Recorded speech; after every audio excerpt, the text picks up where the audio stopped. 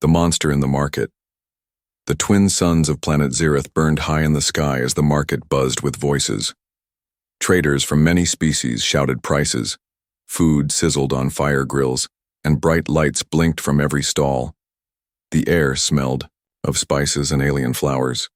Caleb, a human traveler, walked through the crowd. His backpack was full of tools, and his eyes searched for tech parts he could sell or repair. He had been on Xerath for 2 months now. People here didn't like humans much, but he had learned to survive quietly. Suddenly the noise changed. Screams, cries, footsteps, running. People dropped their goods. A large alien man knocked over his own fruit cart and ran, pushing others aside. Caleb froze and looked ahead. A shadow moved between the stalls. It was huge, twice the size of a normal beast. Its shape was strange. Long arms, thick legs, a jagged back, and a long tail that dragged behind it. Glowing red eyes blinked from the darkness under its hooded skull. The ground shook slightly with each step. Everyone screamed, "It's her monster! Run!" Caleb didn't move. His eyes locked onto the creature. It was walking slowly, calmly, and behind it came a girl. She was young, maybe 19 in human years. Her skin was light violet, her hair silver like ice, and her long white robe floated slightly above the ground. She didn't speak. She didn't look scared. She simply walked behind the beast as if it were a pet on a leash, except there was no leash. The monster stopped in the middle of the market square. Its eyes scanned the people who were hiding behind stalls or running away. It growled once, a deep thunder-like sound that echoed through the air. The girl stood still. So did Caleb. The beast noticed him. It turned its head and stared at him with burning eyes. Caleb's heart beat faster, but he didn't run. He didn't even blink. The girl's eyes met his, cold, emotionless, but sharp. She was studying him. Then, without a word, she turned and walked away. The monster followed her like a silent shadow. Within seconds, the market was empty again. Only a few brave traders slowly came out, shaking with fear. Who is she?" Caleb asked one of them. The old alien vendor trembled as he answered, "They call her Zahari. No one knows where she came from, but her pet, Skarn, that's what they call it. It's a killer. It tears people apart. It listens only to her." "Why doesn't anyone stop her?" Caleb asked. The vendor looked at him like he was crazy. "Are you blind, human? You saw that thing. No weapon works on it. One man tried to shoot it last month. They found pieces of him. On the roof." Caleb was silent. He looked toward the street where Zahari and her beast had vanished. Something in him stirred. He didn't feel fear. He felt curiosity. Why did the creature not attack him? Why did she stare at him like that? Was she really as dangerous as everyone believed? Later that evening, as Caleb sat alone in his small workshop, his mind kept replaying the scene. The calm way she walked, the silence of the monster. The way it looked at him, not with rage, but almost like it was testing him. He remembered how everyone else ran, but not him. He didn't know why, but something about Zahari felt different. Something was hidden behind those cold eyes and that silent monster. He wanted to know more. He had to know more. The girl with the silent eyes. The next morning, the twin suns had barely risen when Caleb left his room. He didn't go to the market. He didn't go to work. He followed his instincts and his memory. He remembered the way Zahari had walked, where she had turned, and how the people avoided that street like a cursed path. He moved through narrow alleys, climbed a broken stairwell, and crossed an old metal bridge. The wind carried a strange sound, like low humming mixed with an animal's breath. Then he saw her. Zahari stood on the edge of a ruined balcony, her silver hair blowing in the breeze. The monster, Skarn, sat beside her, curled like a giant dog with razor spikes on its back. Its red eyes glowed faintly in the shade, and its claws were sunk deep into the stone. Zahari was not speaking. She was painting. With her fingers, she drew symbols on the stone wall, glowing blue shapes. They moved, slowly twisting in the air, almost alive. Caleb stepped closer. Skarn's ears twitched. The beast growled. Zahari didn't turn. She simply said, "You followed me." Her voice was soft, calm, like a whisper on frozen glass. Caleb raised his hands. "I mean no harm. I just wanted to see if you were real." Skarn stood up, tall and terrifying. His shadow covered Caleb. "Tell your pet I don't taste good," Caleb said with a small smile, trying to hide his fear. Zahari turned now. Her eyes, they weren't cold this time. They were tired, like someone who had not slept peacefully in years. "He's not my pet," she said. "He's the only one who stayed." Caleb paused. "Everyone else left?" She nodded. "When my home burned, when my people died, he stayed." Her voice trembled for just a second. "Why are you telling me this?" Caleb asked. Zahari looked at him deeply. "Because you didn't run." They sat together under the broken dome of the ancient ruins. Skarn lay between them, his giant head resting on the floor like a sleeping lion. Zahari shared her food, small green fruits from her satchel.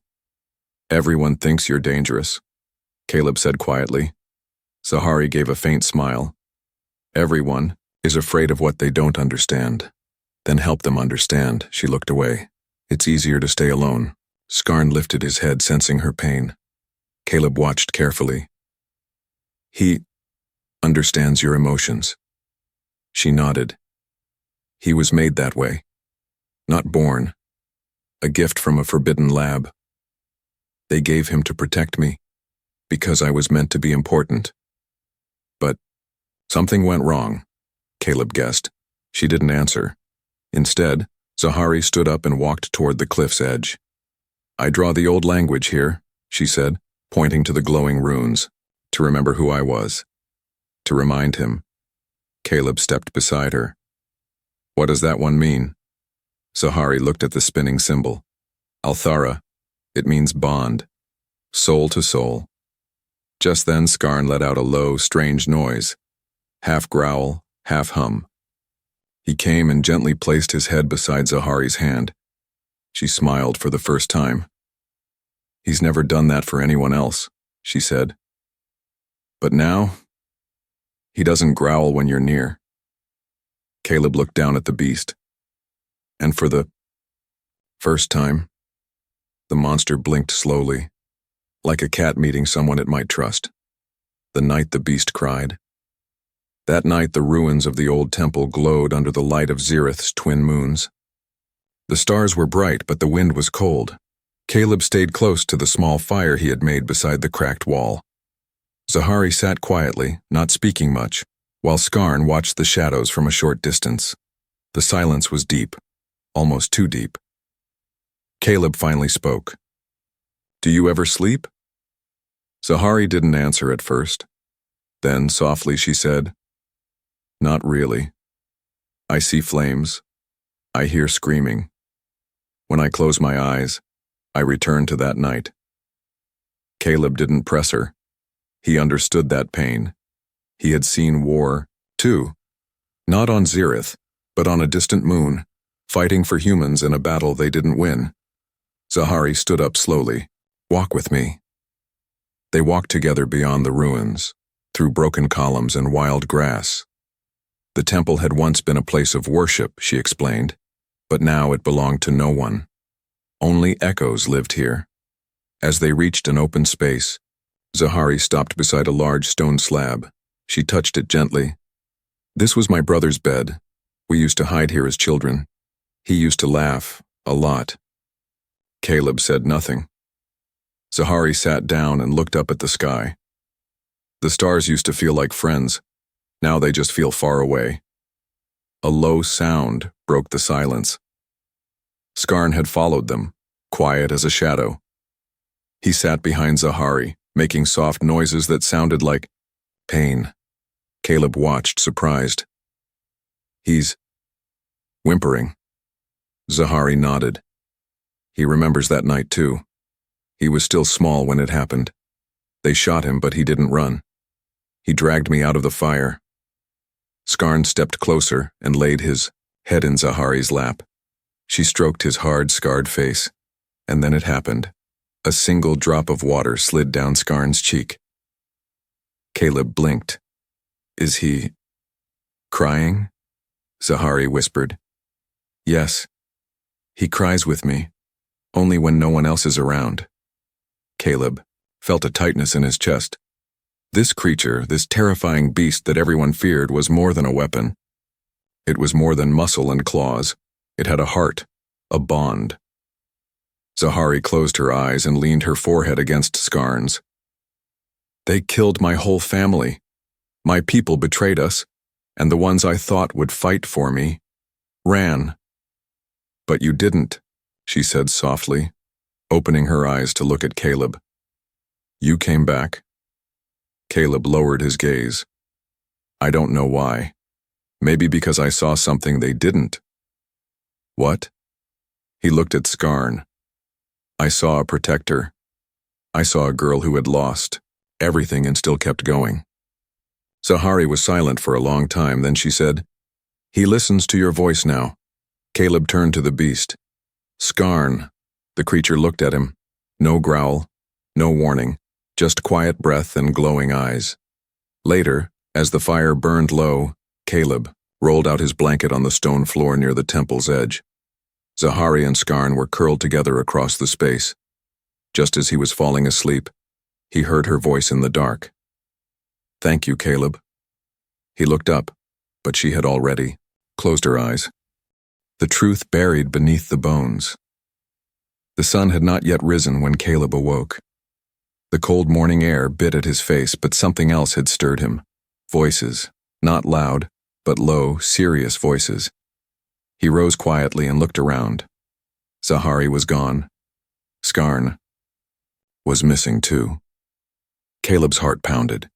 He quickly grabbed his jacket and followed the faint sound through the ruins. Down a cracked stairwell, behind a moss-covered door, the whispers grew louder. He found a hidden chamber, buried under the temple. He crouched low, hiding behind a half-broken pillar. Zahari stood in front of a glowing wall of symbols, speaking softly to herself. Skarn stood still behind her, his head lowered. Caleb realized it wasn't a prayer. It was a memory. Zahari was speaking her truth, not to anyone else, but to the wall, to the past. My father died here, she whispered. He tried to protect the crown, but they betrayed him. The guards turned first. The nobles followed. Mother tried to escape with me, but they set the sky fire on our ship. She knelt and touched the floor. This place is not just ruins, it's a grave. Caleb stepped out of the shadows slowly. Zahari didn't flinch. She knew he was there.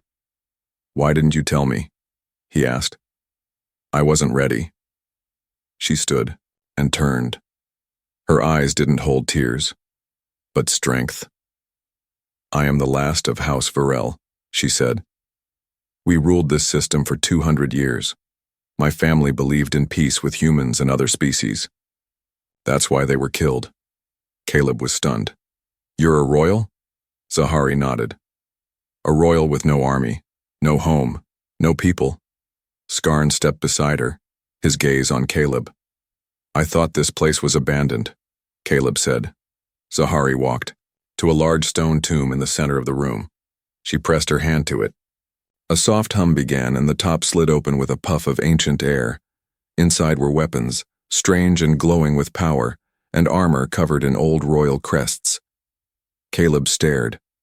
What is this? The last weapons of the Varel Guard, Zahari said. Hidden here when the capital fell. My father built this vault in secret. She picked up a small curved blade. But weapons don't win wars. She looked up at Caleb.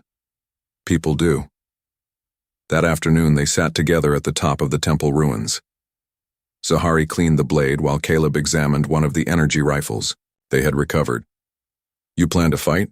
Caleb asked. Zahari didn't answer directly. I plan to stop hiding. He watched her closely. What happens to those who stand with you? She met his gaze. They become targets? Caleb smiled. Then it's a good thing I know how to fight. Zahari looked away, trying to hide her smile. But Caleb saw it. Just then, Skarn let out a low growl. He stood, tense. A flash of movement appeared on the far cliff. 3 shapes, watching, then gone. Zahari's face turned serious. They found us.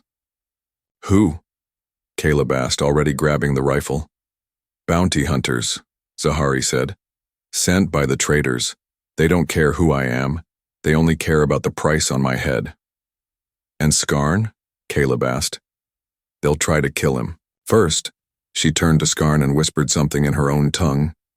The beast responded with a deep growl and stepped forward. Caleb looked at Zahari. We fight? She nodded once. No more running. The hunt begins. The wind howled through the broken temple walls as dark clouds gathered above. Xerath's orange sun vanished behind them, and a cold storm rolled in. But Caleb wasn't thinking about the weather. He was checking the rifle's charge level. Zahari stood beside him, silent, but focused. Her blade was strapped to her hip and her eyes scanned the cliffs. Skarn paced in a slow circle, sniffing the air, his body tense like a coiled spring. They're close, Zahari said. How many? Caleb asked. 3, maybe 4. One of them is a Varelian tracker. They use scent, not sight. Caleb's jaw tightened. So hiding won't help. No, they're not here to search. She looked directly at him.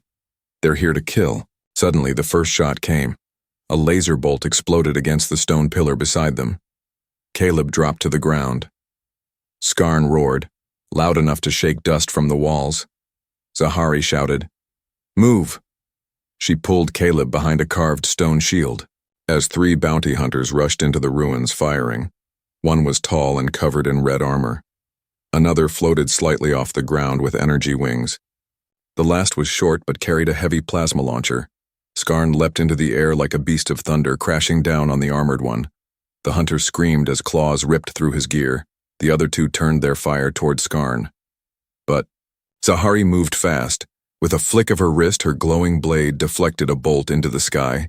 Caleb aimed carefully and shot the winged hunter in the shoulder. The creature spun out of control and slammed into a column, but the third, plasma, launcher took aim at Zahari. Caleb saw it too late. Zahari! Boom!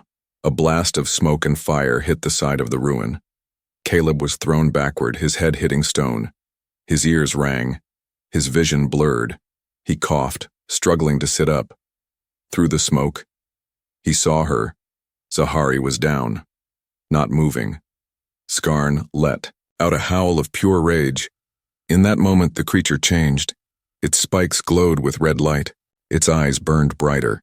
Its body expanded, bones cracking and reshaping. It was no longer a guardian. It was death. Skarn charged forward. The last hunter turned to run, but had no chance. In seconds, it was over. Skarn stood in the silence, his massive body blocking Zahari from harm. He growled low and deep, scanning for any more threats. Caleb crawled to Zahari's side. Her skin was burned, her robe torn, but she was breathing. He pressed his hand against her forehead. Stay with me, please. Her eyes fluttered open. Did we win? Caleb smiled through the pain. You scared them more than your beast ever could. She chuckled weakly. That's the idea. They spent the night in silence. Caleb tended Zahari's wounds while Skarn curled around them both like a living wall of muscle and bone. Later, as the stars returned, Zahari whispered, You saved me. Caleb shook his head. We saved each other. She turned to look at him. Her voice was softer now. You're not just a human, Caleb. You're something different. He smiled. You sound surprised. She didn't answer. Instead, she reached out, her hand resting on his. The heart of the beast. The temple was quiet after the fight, but the silence wasn't peaceful. It was heavy. Caleb sat beside Zahari inside the stone chamber, gently wrapping a new bandage around her arm. Her violet skin was bruised and burned, but she didn't complain.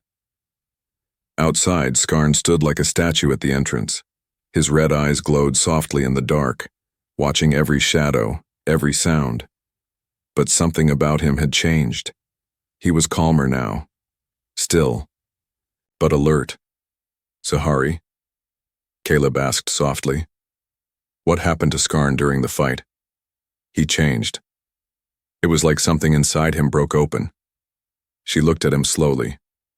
It didn't break, Caleb. It woke up.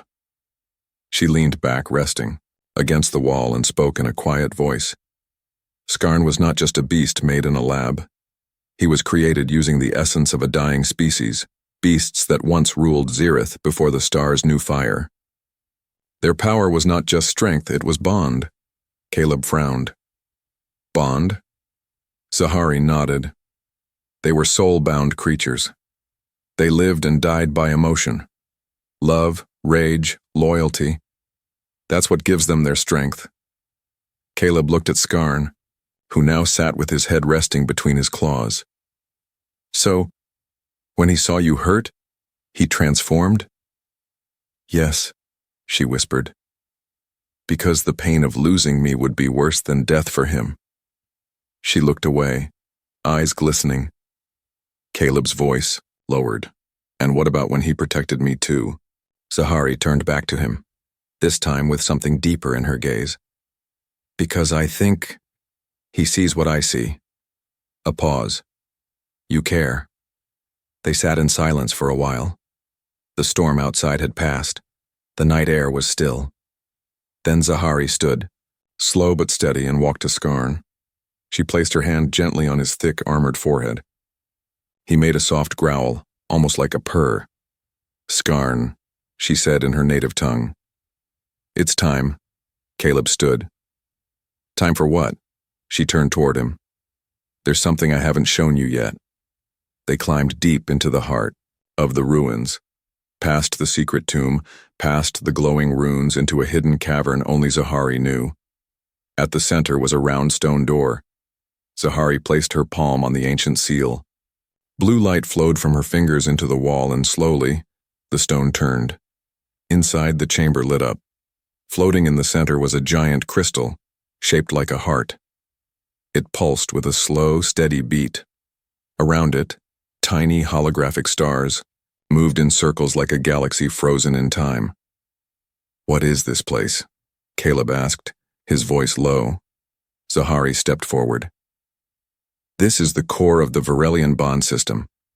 Every royal member carried a piece of this crystal inside their armor. It linked us to protectors like Skarn, but Skarn is different. He wasn't born to serve, he was born to choose. Caleb's brow furrowed. Choose? Zahari walked up to the heart crystal. He chose me.